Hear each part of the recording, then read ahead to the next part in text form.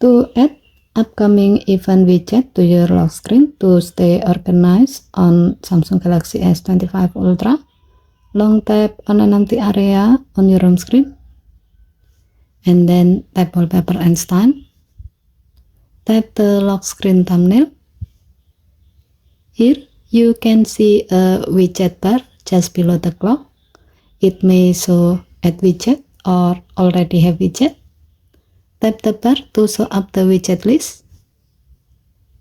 Tap calendar and select upcoming event widget. Tap done button to save the change. To see the result, go to your lock screen.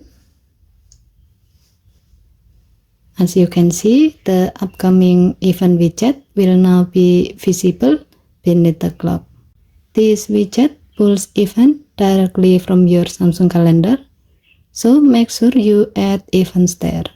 Given to the function, by adding the upcoming event widget, you can see your schedule at a glance right from your lock screen.